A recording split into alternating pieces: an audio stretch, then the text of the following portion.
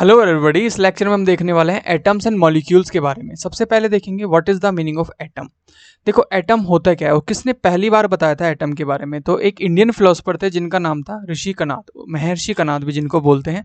उन्होंने बताया था कि what is the atom. Atom को उन्होंने परमाणु के नाम से बताया था। उन्होंने बोला था कि किसी भी पदार्थ को, जिसको हम मटीरियल बोलते हैं, किसी भी मटीरियल को हम काटते जाएंगे काटते जाएंगे काटते जाएंगे तो एक ऐसी कंडीशन आएगी कि जब वो मटीरियल कटना बंद कर देगा, उस कंडीशन को, उस पार्टिकल को हम परमाणु बोलते हैं। उन्होंने बोला था कि ये एक अनकटेबल पार्टिकल होगा जिसको उन्होंने नाम दिया परमाणु। तो महर्षि कनाद ने अपनी एक थ्योरी की बुक निकाली थी जिसका नाम था atomic theory of Kanad. Kanad atomic theory के नाम से एक बुक निकाली थी। ये एक इंडियन फिलोसोफर होने की वजह से इनको इतना रिकॉग्नाइजेशन नहीं मिला जितना मिलना चाहिए था। इतने फेमस नहीं हो पाई, इनकी थ्योरी इतनी पब्लिश नहीं हो पाई। इनके बाद में नए आते हैं जिनका नाम होता है डॉल्टन। डॉल्टन की थ्योरी को हम पढ़ते हैं, उसके ही हिसाब से हम चलते हैं। वो भी एग्जाम में मैक्सिमम आपको पूछी जाती है, 5 पॉइंट्स आपसे पूछे जाते हैं। डॉल्टन की थ्योरी को पढ़ने से पहले मैं आपको बताऊंगा पूरे के पूरे लेक्चर के कॉन्सेप्ट को देखने के बाद में आपको इस लेक्चर की जितने भी क्वेश्चंस हैं उसका वीडियो लिंक या तो डिस्क्रिप्शन में मिलेगा, ऊपर कार्ड आ रहा होगा, वहां पे क्लिक करके आपको देख लेना है।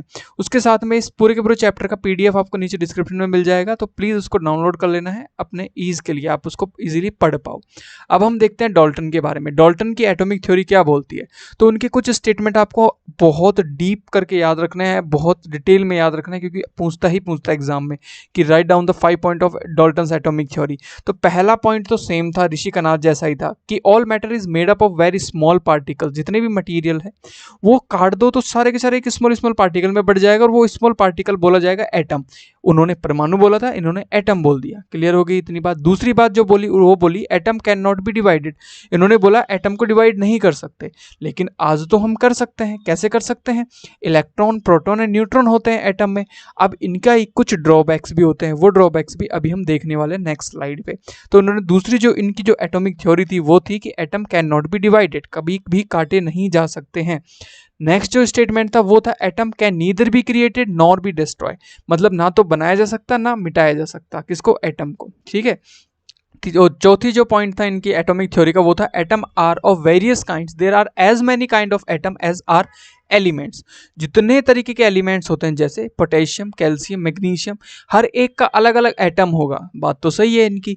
और पांचवी जो बात बोली वो बोली इन्होंने all the atom of a given element are identical in every respect like having the same mass. जैसे मैग्नीशियम का अपना एक एटम का मास होगा तो जितने भी मैग्नीशियम के आपके एटम मिलेंगे वो आइडेंटिकल होंगे, एक जैसे ही होंगे। और कैल्शियम का अपना मिलेगा, पोटेशियम का अपना मिलेगा। इस तरीके से उन्होंने बोला कि आइडेंटिकल होते हैं, उनकी केमिकल प्रॉपर्टीज अलग अलग होती हैं। तो ये भी कहीं ना कहीं हम ड्रॉबैक्स में देखेंगे कि ये भी बात उनकी गलत साबित हुई थी। कैसे हुई थी वो हम ड्रॉबैक्स में देखने वाले नेक्स्ट स्लाइड पे। छठी बात इन्होंने बोली थी atom of different element is different. मतलब पोटेशियम का अलग एटम होगा, कैरेक्टरिस्टिक अलग होगी, साइज अलग होगी, मास अलग होगा। कैल्शियम का अलग एटम होगा, एटम का मास में एटम की साइज ऐसा, एटम का बिहेवियर अलग होगा। और इनकी जो सातवीं बात थी वो थी केमिकल कॉम्बिनेशन बिटवीन 2 और मोर एलिमेंट। 2 एलिमेंट है मतलब 2 एटम है, जब वो ज्वाइन होंगे 2 एटम ज्वाइन होंगे। ये उन्होंने बोला था कि 2 एलिमेंट को मिला के कंपाउंड बनाओगे, इसका मतलब 2 उन एलिमेंट्स के एटम्स को आप मिला रहे हो तब जाके कंपाउंड बन रहा है। तो ये तो उनकी थ्योरी थी। इसके अंदर से पक्का आपसे पूछता है कि आप 5 पॉइंट एटॉमिक थ्योरी के लिख दो। तो ये इनमें से कोई भी 5 आपको लिखने हैं, साथ के साथ हो जाए याद तो वेरी गुड। तो कौन से 5 आपको याद रखने हैं मैं जल्दी से बता देता हूँ। कि पहला point all matter is made up of very small particle which is known as the atom. दूसरी बात atom can not be divided. ये बहुत इजी पॉइंट्स होते हैं। Atom can neither created nor destroy, तीसरा पॉइंट। चौथा पॉइंट है atom are various kind, there are as many kind of atom as are element. जितने तरीके के एलिमेंट उतने तरीके के एटम्स है। तो ये कहीं ना कहीं रिलेटेड है चारों पांचों पॉइंट। और जो छठा और सातवां पॉइंट है वो पांचवा और छठा पॉइंट है वो दोनों एक दूसरे के बिल्कुल सिमिलर पॉइंट है। कैसे? कि all the atom given element are identical in every respect. और छठा पॉइंट है atom of different element is different in mass. मतलब कहने की बात एक ही है, बस 2 पॉइंट करके आप लिख सकते हो। तो यहाँ पे आप इस तरीके से 5 पॉइंट आराम से निकाल सकते हो। तो याद रखना है, this is very very very important. इसको इंपॉर्टेंट लिख लो। अगर आपको नोट्स में लिखना है तो ये 5 इनमें से कोई भी 5 पॉइंट लिख लो, पूरे पॉइंट पे आप लिख सकते हो। नीचे पीडीएफ तो मिल ही जाएगी, आप उनको याद रखोगे। लेकिन जब तक खुद एफर्ट नहीं मारोगे तो वीडियो देखने से कुछ नहीं होता है, आपको भी पता है। ठीक है। नेक्स्ट ड्रॉबैक्स देखते हैं, ये भी एग्जाम में आ जाता है कि अब थ्योरी नहीं पूछेंगे, ड्रॉबैक्स पूछेंगे। दोनों ही चलते हैं, मतलब ऑल्टरनेटिव चलते हैं कि ड्रॉबैक्स पूछ लिया तो थ्योरी नहीं पूछेंगे, थ्योरी पूछ लिया तो ड्रॉबैक्स नहीं पूछेंगे। ड्रॉबैक में पहली बात इन्होंने बोला था कि एटम डिवाइड नहीं हो सकते हैं, लेकिन एटम कैन बी डिवाइड। आप एटम को डिवाइड कर सकते हो, किस फॉर्म में? इलेक्ट्रॉन, प्रोटॉन एंड न्यूट्रॉन की फॉर्म में। तो एटम कैन बी डिवाइड। दूसरी बात थी कि Dalton atomic theory says that all atom of an element have exactly same mass. It is however now known that atom of the same element can have slightly different masses। जैसे आपको पता है कि isotopes होते हैं। Isotope मतलब chlorine जो होता है उसके अलग अलग मास वाले क्लोरीन भी मिलते हैं, समझ पा रहे हो? मतलब 17 तो एटॉमिक नंबर तो दोनों का सेम होगा, लेकिन एटॉमिक मास दोनों का अलग अलग होगा। ऐसे भी आपको क्लोरीन मिलते हैं जिनको हम आइसोटॉप के नाम से बोलते हैं। और दूसरा पॉइंट भी यही है जिसके बारे में बात हो रही है। उन्होंने तीसरा जो ड्रॉबैक है वो लिखा है कि Dalton atomic theory said that the atom of different element have the different masses. लेकिन कुछ ऐसे एलिमेंट होते हैं जिनके मास सेम होते हैं, जी उनको हम आइसो बार बोलते हैं। तो आइसो बार और आइसोटॉप बेसिकली ये डिस्क्राइब नहीं कर पाए थे। आप सीधा भी लिख सकते हो कि Dalton was not able to describe about the isobar and the isotope. Isotopes क्या होते हैं मैंने बताया, जिनके मासेस अलग अलग होते हैं लेकिन नंबर सेम होता है। और आइसोबार होता है जस्ट इसका वाइस वर्सा, जस्ट इसका उल्टा। क्लियर हो गई बात? ओके। तो इनके बारे में बिल्कुल डाल्टन को कुछ पता नहीं था, तो इन्होंने इनको लिख दिया था। ये ड्रॉबैक्स है, 3 मेजर ड्रॉबैक्स। ओके, अब हम बात कर लेते हैं, ये एटम्स के बारे में पता चल गया। अब एटम क्या करेंगे, मिलेंगे, क्या क्या बनाएंगे, केमिकल बनाएंगे, कंपाउंड बनाएंगे। तो हम यहाँ पे पढ़ेंगे लॉ ऑफ केमिकल कॉम्बिनेशन। ठीक है, laws of chemical combination. 2 laws होते हैं केमिकल कॉम्बिनेशन के। पहला लॉ है वो होता है law of conservation of mass. What is the meaning of the conservation of mass? Conserve शब्द का ही मतलब है कि किसी चीज का एज इट इज बने रहना, जैसा वो पहले था वैसे ही वो बाद में भी रहे, उसको बोलते हैं कंजर्व रहना। ओके, कंजर्व मतलब ये लॉ बोलता है कि आप कोई भी रिएक्शन करवाओ, कोई भी 2 एटम्स को मिलाओ, जैसे नमक और पानी, दोनों को मिलाओ। रिएक्शन से पहले जितने मास था उनका, रिएक्शन के बाद भी, मिलने के बाद भी उनका मास उतना ही रहेगा। समझ में आ गई बात? जैसे यहाँ पे मैं एक Na प्लस में Cl ले लेता हूँ, बहुत ईजी लैंग्वेज में। Na और Cl मान लेते हैं एग्जाम्पल के तौर पे मान लेते हैं। ये 1 kg मान लेता हूँ, ये भी 1 kg मान लेता हूँ। अब इनका जो प्रोडक्ट बनेगा NaCl, वो कितना बनेगा? Pause the video, right in the comment section. आपको नीचे कमेंट सेक्शन में लिखना है कि 1 kg Na था, 1 kg क्लोरीन था। तो आपको बताना है कि जो प्रोडक्ट बनेगा NaCl वो कितना kg होगा। क्या वो 2 kg होगा, क्या वो 1 kg होगा, क्या वो 4 kg होगा? Pause the video right now और कमेंट सेक्शन में लिखना है आपको। इससे क्या होगा, आप ना इंटरेक्ट कर पाओगे, आप अंदर घुस पाओगे लेक्चर के। तो आपने लिख दिया होगा, तो ऑफकोर्स 2 kg होगा। क्यों होगा भाई 2 kg? 2 kg इसलिए होगा, जिसने भी 2 kg नहीं लिखा कोई बात नहीं, मैं समझाता हूँ। 2 kg इसलिए होगा कि जब कोई भी रिएक्शन होती है, प्रोडक्ट जब मिलते हैं तो मतलब आपका प्रोडक्ट जब बनता है, रिएक्टेंट मिलते हैं, तो आपका क्या बनता है, सेम ही चीज जाके मिल रही है। तो मास कभी क्रिएट नहीं किया जा सकता, तो मास तो दोबारा से बन ही नहीं सकता। समझ में आ गई बात? ओके। तो ये लो बोलता है कि जो मास होता है वो रिएक्टेंट में भी जितना था और प्रोडक्ट में भी उतना ही रहेगा। क्लियर हो गई थी बात? लेट्स मूव फर्दर, आगे चलते हैं। अब हम नेक्स्ट लॉ की बात करेंगे जो होता है constant proportion. Very very very important law. क्या बोलता है, इसकी थ्योरी को समझते हैं। वेरी इंपॉर्टेंट, इसमें बहुत कंफ्यूजन होती है, ध्यान से समझते हैं। A chemical compound always consist of the same element combined together in the same proportion by mass. देखो इसका मतलब क्या है, मतलब समझो, ध्यान से समझो। इसको एक एग्जाम्पल से समझते हैं। एग्जाम्पल देखते हैं, बहुत ही इजी और बढ़िया एग्जाम्पल। देखो पानी का यहाँ पे एग्जाम्पल लेते हैं, H2O। ठीक है, H2O ये क्या है, एक कंपाउंड है जिसमें हाइड्रोजन है और ऑक्सीजन है। मैं अगर एक ग्लास ऑफ वाटर लेता हूँ, एक ग्लास ऑफ वाटर लेता हूँ और मैं आपसे पूछता हूँ कि इस ग्लास ऑफ वाटर में मान लो 10 लीटर पानी है, 10 लीटर वाटर है, और इसके अंदर पानी भरा हुआ है 10 लीटर। ठीक है, मैं जल्दी जल्दी बता देता हूँ। 10 लीटर पानी भरा हुआ है, पूरा का पूरा गिलास भरा हुआ है 10 लीटर पानी से। मैं आपको पता है कि वाटर का फॉर्मूला होता है H2O। मैं आपसे ये नहीं पूछता कि पानी कितना है, मैं पूछता हूँ हाइड्रोजन कितना है, और या फिर मैं पूछ लेता हूँ कि इसमें ऑक्सीजन कितना है, तो उसको बताने के लिए आपको हेल्प लेनी पड़ेगी इस लॉ की, जिसको बोलते हैं कांस्टेंट प्रोपोर्शन। कैसे? देखो, आपको पता है कि इसके अंदर H2O तो प्रेजेंट है, लेकिन आपको ये नहीं पता है कि H कितना है और O कितना है। मतलब 10 लीटर तो पता है कि H2O है, लेकिन हाइड्रोजन कितना परसेंट होगा, कितने हिस्से में होगा, और ऑक्सीजन कितने में आएगा, वो समझना है। कैसे समझेंगे? देखो, आपको पता है कि यहाँ पे मास जो होता है वो कांस्टेंट रहते हैं, उनका रेशियो सेम होता है। तो यहाँ पे हाइड्रोजन का मास 1 होता है, लेकिन कितने हाइड्रोजन है? 2।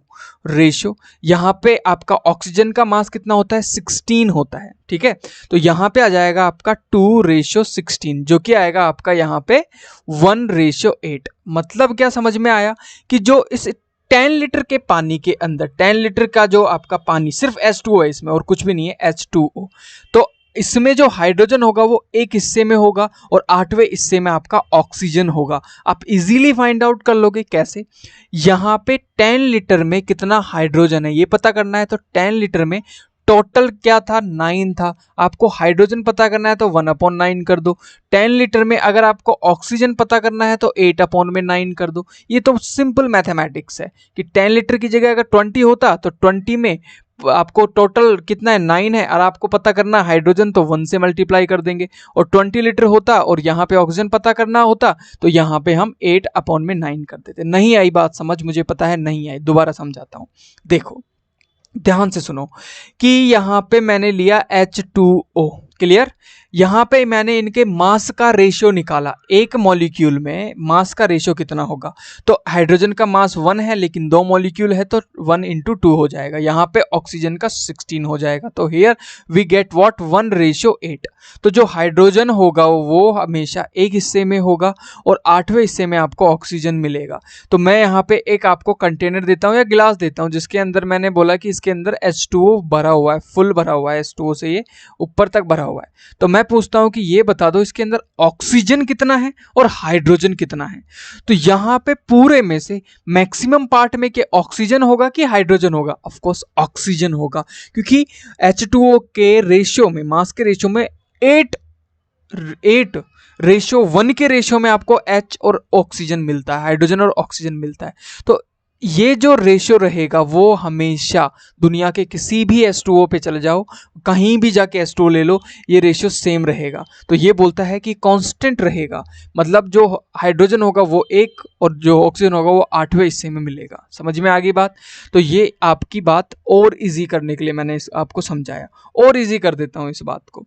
यहाँ पे हम एक और एग्जाम्पल लेते हैं। कोई भी आप एग्जाम्पल ले सकते हो, जैसे मैंने यहाँ पे ले लिया, आप कोई भी एग्जाम्पल ले सकते हो। इजी से इजी एग्जाम्पल उठाते हैं। यहाँ पे आप एग्जाम्पल ले लेते हैं हम CO2 का, कार्बन डाइऑक्साइड का। ठीक है, अब मैंने आपको एक कंटेनर में CO2 भर के दे दी है, ठीक है, और मैं पूछता हूँ इसमें कार्बन कितना है और ऑक्सीजन कितना है, ये पता करना है।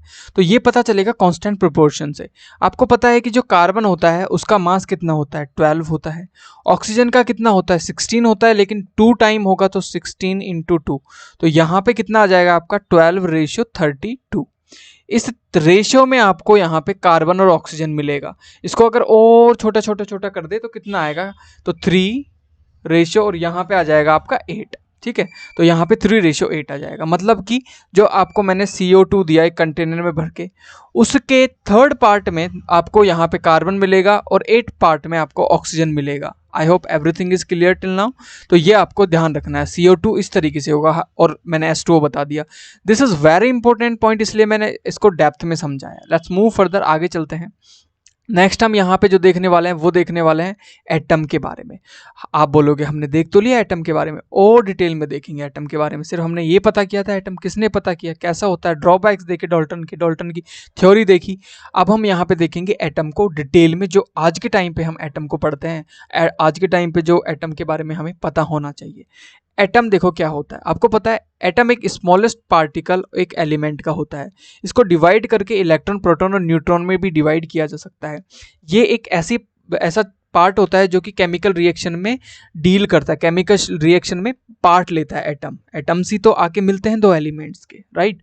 आगे चलते हैं नेक्स्ट पार्ट पे। Atom are very very small in size. An idea of the extremely small size of atom can be had from the fact that 3 3 5 1 2 3 4 5 6 मतलब 10 to the power 6 copper atoms को अगर आप अरेंज करोगे आगे पीछे end to end एक line में इस तरीके से एक के पीछे एक, अगर आप इतने कॉपर एटम्स को मतलब कितने 3 5 इंटू 10 की पावर 6 एटम्स को एक के पीछे एक अरेंज करोगे ना आप, तो तब जाके आपको वहां पे 1 सेंटीमीटर की डिस्टेंस देखने को मिलेगी। इतना छोटा होता है एटम। ठीक है, साइज के बारे में समझाने के लिए एक एग्जांपल दिया है मैंने आपको। कितना छोटा होता है कि आप यहाँ पे 35 इंटू 10 की पावर 6 इतने आप कॉपर के एटम लो और उन एटम को एक के पीछे एक रख दो, इस तरीके से रख दो। तो इतने एटम्स को रखने के बाद में भी आपको सिर्फ 1 ही सेंटीमीटर की वहां पे लाइन देखने को मिलेगी। इतना छोटा होता है एक एटम। क्लियर होगी बात? अगर मैं बात करूं कि एक एटम जो होता है उसकी जो रेडियस होती है, एटम जो होता है उसकी जो रेडियस होती है उसको किस में मेजर किया जाता है? तो नैनोमीटर में मेजर किया जाता है। किसमें? नैनोमीटर में। ओके, इतनी बात आपको समझ में आ गई होगी। अगर मैं आपसे बोलूं कि एटम को इलेक्ट्रॉनिक माइक्रोस्कोप से देखने पे कैसा दिखाई देता है एटम, तो इलेक्ट्रॉनिक माइक्रोस्कोप से देखने पे कुछ ऐसा दिखाई देता है एटम। देखो ध्यान से, ऐसा कुछ दिखाई देता है, मतलब ये हनीकॉम्ब जैसा दिखाई दे रहा है। ठीक है, तो ये आपको एटम के बारे में बात याद रखनी है। अब हमने क्या किया, एटम हमको हर एक दुनिया में 118 टाइप के एलिमेंट्स मिल गए थे और अभी 2 नए और मिले हैं जिनको जोड़ना बाकी है। तो यहाँ पे 118 टाइप के एलिमेंट्स को अलग अलग नाम देना जरूरी था उनके हिसाब से, क्योंकि हर इंसान का नाम अलग होता तो एलिमेंट के उसके कैरेक्टरिस्टिक के हिसाब से अलग नाम देना जरूरी था। तो हमने उनके नाम दिए, उसके साथ उनका सिंबल दे दिया लिखने के लिए। तो सिंबल का मतलब क्या होता है? Symbol is a thing which represents और the stands for a particular atom. जैसे सोडियम को हम Na से बोलते हैं, है ना, आयरन को Fe से बोलते हैं, फेरस, और कैल्शियम को हम Ca से बुलाते हैं। इस तरीके के सिंबल उनको रिप्रेजेंट किया जाता है। तो पहले क्या किया था, डाल्टन ने अपने सिंबल दिए थे। आज तो हम Na Fe Ca बोलते हैं, लेकिन जब डाल्टन ने अपनी थ्योरी दी थी तो उन्होंने Na Fe Ca नहीं दिया था। उनके कुछ सिंबल्स ऐसे थे, ऑक्सीजन के लिए सिर्फ ओ बना दिया, कार्बन के लिए उस ओ को डार्क कर दिया, हाइड्रोजन के लिए एक डॉट बना दिया बीच में, फास्फोरस के लिए मर्सिडीज वाला साइन बना दिया, सल्फर के लिए क्रॉस बना दिया। इनको याद नहीं रखना, बस याद रखना है कि डाल्टन ने सिंबल दिए थे अपने और मर्क्यूरी के लिए डॉट डॉट डॉट लगा दिया। ठीक है, लेकिन आज के टाइम के जो मॉडर्न सिंबल्स होते हैं वो कुछ ऐसे उनके नाम के हिसाब से होते हैं। जैसे हाइड्रोजन का H होता है, helium, lithium, beryllium, boron, carbon, nitrogen, इस तरीके से इनका नियॉन, इन सब का अलग अलग सिंबल होता है जिनके हिसाब से हम उनको रिप्रेजेंट करते हैं। ठीक है, अब हम बात करते हैं एटॉमिक मास के बारे में। देखो, किसी भी एटम का जो मास होता है वो किस चीज पे डिपेंड करता है? एटॉमिक मास का बेसिक मतलब होता है कि उस एटम के न्यूक्लियस में क्या होता है, न्यूट्रॉन होता है और प्रोटॉन प्रेजेंट होता है। इलेक्ट्रॉन कहाँ प्रेजेंट होते हैं? जो बाहर के जो ऑर्बिट्स होते हैं उनमें प्रेजेंट होते हैं इलेक्ट्रॉन्स।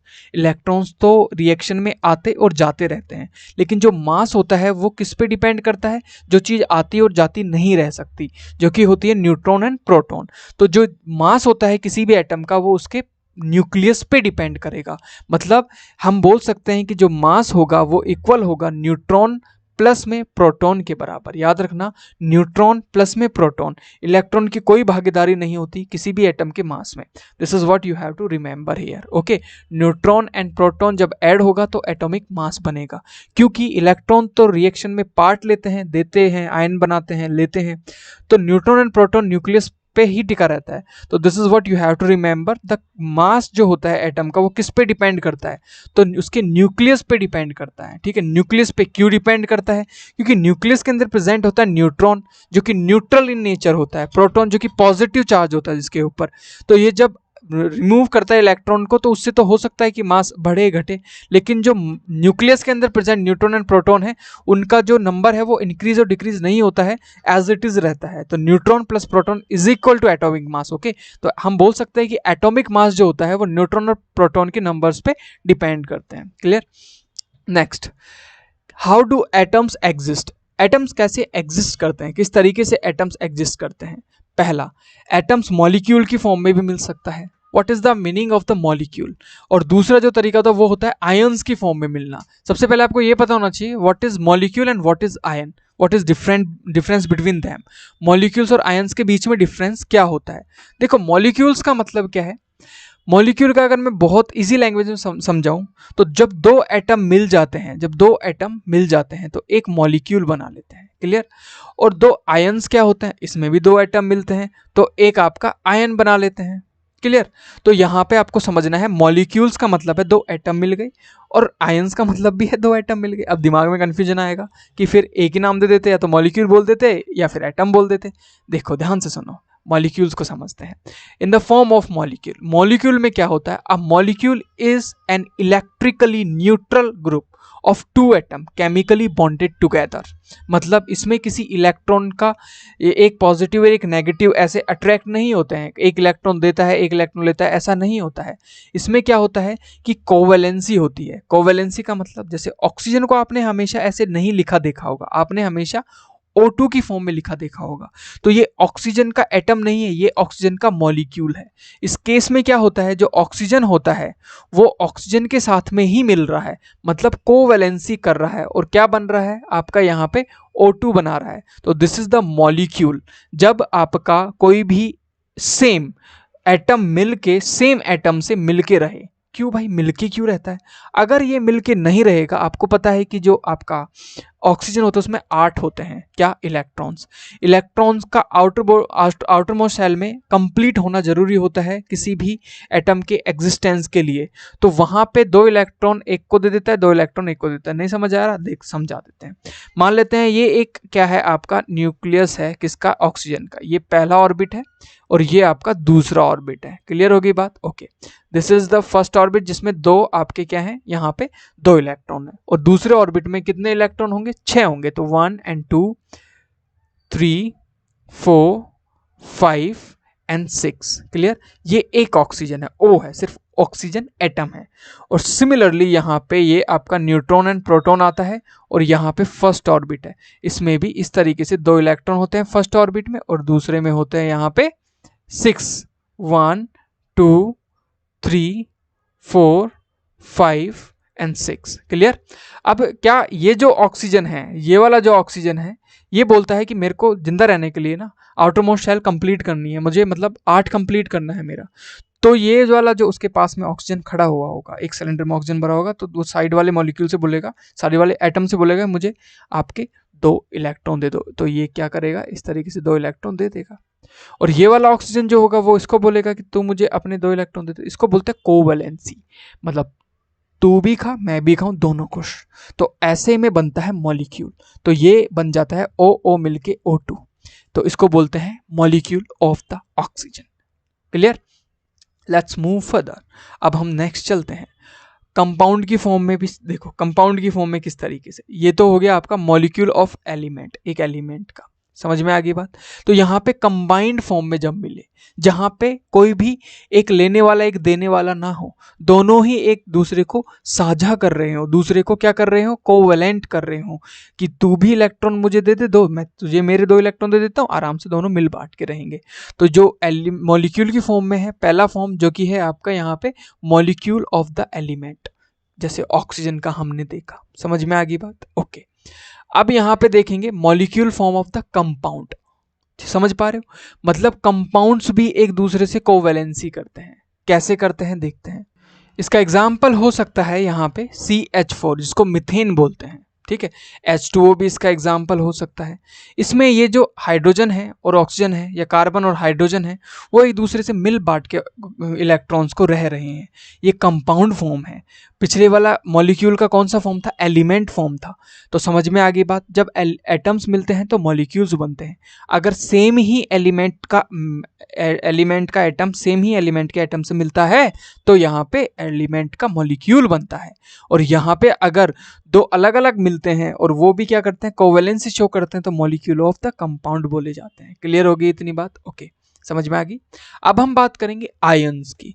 देखो आयन कैसे बनता है, आयनिक बॉन्ड कैसे बनते हैं। सबसे फेमस एग्जांपल लेना चाहूंगा मैं यहाँ पे सोडियम का। सोडियम के एटम को देखते हैं। ये आपका न्यूक्लियस हो गया जिसमें न्यूट्रॉन एंड प्रोटॉन प्रेजेंट है। ये आपका फर्स्ट ऑर्बिट, और सोडियम में कितने इलेक्ट्रॉन होते हैं, 11 इलेक्ट्रॉन। और ये दूसरा ऑर्बिट हो गया। हर एक एटम को जिंदा रहने के लिए, एग्जिस्ट करने के लिए अपना आउटरमोस्ट शेल फुल करना पड़ता है। तो पहले में 2 आ गए, 11 में से 2 गए तो 9 बच गए। कितने बच गए, 9 बच गए। दूसरे में 1 2 3 4 5 6 7 8 अब 9 तो आ नहीं सकते क्योंकि दूसरे ऑर्बिट में तो सिर्फ 8 ही आते हैं, तो जितने चाहिए थे उतने आ गए। तो यहाँ पे अब क्या होगा, यहाँ पे ये बोलेगा कि भाई एक इलेक्ट्रॉन जो है मेरे पास फ्री है, इसको कोई ले लो। तो ये क्या है, डोनेट कर रहा है, दे रहा है, तो इसको बोलेंगे पॉजिटिवली चार्ज्ड एटम। क्या बोलेंगे, पॉजिटिवली चार्ज्ड एटम। और दूसरा कोई ना कोई भूखा घूम रहा होगा, जैसे क्लोरीन। क्लोरीन क्या करता है, क्लोरीन बोलता है कि मेरे पास ना 17 इलेक्ट्रॉन है, तो मेरा जो एटॉमिक स्ट्रक्चर है कुछ ऐसा है, न्यूक्लियस में न्यूट्रॉन एंड प्रोटॉन, पहला ऑर्बिट, दूसरा ऑर्बिट और ये तीसरा ऑर्बिट। क्लियर। अब यहां पे इलेक्ट्रॉन किस तरीके से अरेंज रहते हैं वो देख लेते हैं। पहले में 2 हो गए, दूसरे में 8 फिल हो गए, तो कितने हो गए, 10 हो गए। लास्ट वाले में बचे सिर्फ 7, लास्ट वाले में बचे 7, 1 2 3 4 5 6 और 7। चाहिए कितने, 8, एक चाहिए। तो ये इसको बोलेंगे कि इसको एक की जरूरत है, तो this is negatively charged atom, ठीक है, या पार्टिकल। तो इसके पास जैसे ही सोडियम आता है ये बोलता दे दे यार, ये वाला जो तेरे पास एक्स्ट्रा है वो मुझे दे दे और हम दोनों एक साथ रहेंगे। तो इसको बोलेंगे दिस इज पॉजिटिव और दिस इज नेगेटिव अट्रैक्शन। तो ये मिलके क्या बनाएंगे, NaCl। इसको बोलेंगे आयनिक कंपाउंड। ठीक है, तो आयंस कैसे बनते हैं, जब इलेक्ट्रॉन का आदान प्रदान होता है तो आयंस बनते हैं, मिलके आयनिक कंपाउंड बनाते हैं। क्लियर हो गई इतनी बात, ओके। आयनिक कंपाउंड मैंने आपको समझा दिया। अब देखते हैं केमिकल फॉर्मूलेस। केमिकल फॉर्मूला कैसे बनता है। केमिकल फॉर्मूला बनाने के लिए आपको वैलेंसीज आना चाहिए। वैलेंसीज कैसे आनी चाहिए, आपको यहाँ पे हर बार स्ट्रक्चर बनाने की जरूरत नहीं है, वैलेंसीज आपको पता होगी। जैसे मैं आपको समझाता हूँ, मैं बोलता हूँ हाइड्रोजन को ऑक्सीजन से मिलाओ, तो हाइड्रोजन को ऑक्सीजन से मिला के तो आप बोलोगे कि ये लो HO बन तो गया। आपने HO क्यों नहीं लिखा, आपने H2O क्यों लिखा, ये क्वेश्चन होना चाहिए ना कि H2O क्यों लिखा गया। हाइड्रोजन ऑक्सीजन से मिलना था तो HO लिख देते, H2O क्यों लिखा, है ना, यही तो दिमाग में आता है। ओके, मैं समझाता हूँ क्यों होता है H2O। जब हाइड्रोजन होता है उसकी वैलेंसी होती है 1 और जो ऑक्सीजन होता है उसकी -2, तो हम माइनस वाइनस नहीं लगाते हैं, साइन नहीं लगाते, हम सिर्फ इनकी वैलेंसी को नीचे लिख देते हैं इनके, और यहाँ पे हम कर देते हैं क्रॉस मल्टीप्लाई। इस तरीके से फॉर्मूले इस तरीके से बनते हैं। और इनके बेस में मतलब सब स्क्रिप्ट में इस तरीके से H के तो नीचे 2 लिखा जाएगा और ऑक्सीजन के नीचे 1 लिखा जाएगा। 1 को लिखो या मत लिखो तो H2O आपका बन गया। इसी तरीके से एक और एग्जाम्पल लूँ मैं यहाँ पे, NaCl। NaCl में आपने Na2Cl क्यों नहीं लिखा, NaCl ही क्यों लिखा, तो Na की होती है 1 वैलेंसी, Cl की होती है 1 वैलेंसी। इसको कर देते हैं इसके पैर पे, इसको कर देते हैं इसके पैर पे, तो यहाँ पे बन गया Na1 और Cl1। इसको लिखने की जरूरत नहीं है, सिर्फ आप NaCl भी लिख सकते हो, 1 लिखोगे तभी भी गलत नहीं है। इसी तरीके से CO2 की बात कर लेते हैं, ठीक है, CO2 की बात कर लेते हैं, CO2। तो यहाँ पे जो आपका वैलेंसी होती है वो कितनी होती है, वो होती है यहाँ पे 4, कार्बन 4 इलेक्ट्रॉन का भूखा होता है और यहाँ पे ये होता है 2 का। तो आप बोलो 4 और 2 लिख दो ना, नहीं, यहाँ पे हम जो कट रहा होता है उसको काट देते हैं, जो रेशियो में कट रहा होता है, तो यहाँ आएगा 2:1। तो जो 1 होगा वो C के साथ, 2 होगा वो O के साथ, तो यहाँ बनेगा C1 और O2, जिसको हम CO2 लिख देते हैं। इस तरीके से फॉर्मूला फॉर्म होते हैं, इस तरीके से फॉर्मूलाज बनते हैं। क्लियर। अब हम सबसे इंपॉर्टेंट इस चैप्टर का पार्ट देखने वाले हैं, जो कि है आपका मोल कॉन्सेप्ट। देखो मोल क्या होता है, वेरी इंपॉर्टेंट पॉइंट, इस चैप्टर का सबसे इंपॉर्टेंट पॉइंट होता है मोल कॉन्सेप्ट। व्हाट इज 1 मोल, इसको कैसे समझेंगे। देखो मोल कॉन्सेप्ट एक प्रैक्टिकल कॉन्सेप्ट है, तो इसको लैब में जाके ही सीखना पड़ेगा हमको।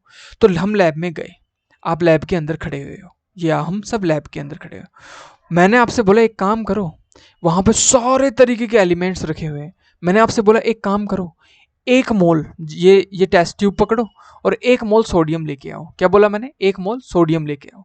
आप गए टेस्ट ट्यूब को उठा के लेके गए, आपने सोडियम को काटा, आपने देखा ये रहा सोडियम, आपने काटा।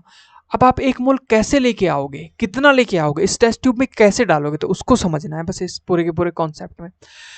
आपने टेस्ट ट्यूब को रखा किसके ऊपर, वेइंग मशीन के ऊपर, और आपको एक चीज पता होनी चाहिए, जिसका भी 1 मोल लेने जा रहे हो उसका आपको एटॉमिक मास पता होना चाहिए। तो सोडियम का एटॉमिक मास होता है 22.98, ठीक है, 22.98, मतलब राउंड फिगर में देखें तो 23 ही होता है।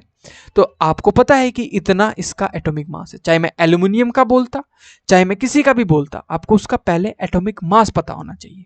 तो आपको पता चल गया कि सोडियम का एटॉमिक मास आपने देख लिया, वहां पे लिस्ट लगी हुई थी कि हाँ 22.98 है। आपके पास टेस्ट ट्यूब भी है, सोडियम भी है और मास भी पता है। आप जाओगे तोलने वाली मशीन पे, वेइंग मशीन पे, वहां पे टेस्ट ट्यूब को रखोगे कि रख दी टेस्ट ट्यूब, उसके अंदर काट काट के सोडियम को डालोगे। कब तक डालोगे? जब तक उस वेइंग मशीन में 22.98 ग्राम, ध्यान से सुनना, ग्राम लिखा नहीं आ जाता। जैसे ही यहाँ पे 22.98 ग्राम आता है तो ये जो अमाउंट आपने लिया है, ये जो अमाउंट आपने सोडियम का लिया है, वही आपका 1 मोल ऑफ सोडियम होगा। This sodium is the 1 mole of the sodium. कितना? उसके एटॉमिक मास को ग्राम की फॉर्म में कन्वर्ट कर लो, that amount is the 1 mole of the sodium. Clear? Okay. अब ये बात तो ठीक है, 1 मोल तो समझ आया। अब आपसे मैं एक और क्वेश्चन पूछूं कि ये बता दो कि जो आप 1 मोल सोडियम लेके आए हो ना, इसमें कितने सोडियम के एटम प्रेजेंट है। अगर मैं आपसे पूछ लूं कि इसमें कितने सोडियम के एटम प्रेजेंट है, ये भी बता दो लगे हाथ, वो कैसे बताओगे? तो उसके लिए आपके एक साइंटिस्ट थे, एवोगैड्रो। उन्होंने एक नंबर दिया था, उस नंबर को बोलते हैं एवोगैड्रो नंबर। उन्होंने बोला दुनिया में किसी भी एलिमेंट का 1 मोल लोगे तो उसके अंदर जो नंबर होगा एटम्स का या पार्टिकल्स का, वो होगा 6.0221415 इंटू 10 की पावर 23। तो अब इतना बड़ा नंबर याद नहीं करना, आपको 6.022 याद रखना है इंटू 10 की पावर 23, बस इतना याद रखना है। दुनिया में किसी का भी 1 मोल आप उठा के लेके आओ, उसके अंदर मैं बोलूँ इसके अंदर कितने एटम्स हैं, तो वो होंगे 6.022 इंटू 10 की पावर 23। जैसे मैं आप 1 मोल एल्यूमिनियम लेके आए मेरे पास कि सर ये ना 1 मोल एल्यूमिनियम है, मैं बोलता हूँ ओके, तो मैं बोलता हूँ इस एल्यूमिनियम में एल्यूमिनियम के एटम्स कितने हैं, तो आप गिनने बैठोगे, है ना, आपकी 2-3 पीढ़ियां खत्म हो जाएंगी। तो इसको सॉल्व करने के लिए मैथमेटिक्स का यूज करते हुए एवोगैड्रो ने नंबर दे दिया कि दुनिया में किसी का भी 1 मोल लेना, उसके अंदर जो नंबर ऑफ एटम मिलेंगे ना, वो मिलेंगे 6.022 इंटू 10 की पावर 23। क्लियर? इतनी बात इन्होंने समझा दी। तो आपको समझ में आया कि 1 मोल का मतलब क्या होता है। 1 मोल मतलब किसी का भी 1 मोल जो होता है वो ग्राम एटॉमिक मास होता है। ठीक है, फॉर्मूलाज रटो मत, ग्राम। जैसे मैंने बोला कि बताओ कि एल्यूमिनियम का बताओ, चलो सोडियम का छोड़ो, आप एल्यूमिनियम का 1 मोल लो, तो एल्यूमिनियम का आपको एटॉमिक मास पता होना चाहिए। एटॉमिक मास के बाद एल्यूमिनियम को टेस्ट ट्यूब में डालो, जितना मास था उतना ग्राम एल्यूमिनियम आप मेरे पास लेके आओगे, बोलोगे ये 1 मोल है। समझ में आ गई बात? मैं बोलूंगा इसके अंदर एल्यूमिनियम के एटम्स कितने हैं, आप बोलोगे एवोगैड्रो ने बताया था 6.022 इंटू 10 की power 23। Yes, exactly correct answer. अब आपको क्लियर हुई होगी बातें, क्लियर होगी बात? ओके, तो 1 मोल समझ आया आपको।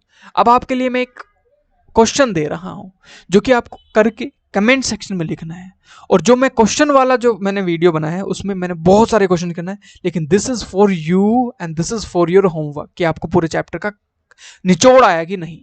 ध्यान से सुनो, what is the mass of 4 mole of aluminium atom. बहुत इजी क्वेश्चन है, बहुत इजी।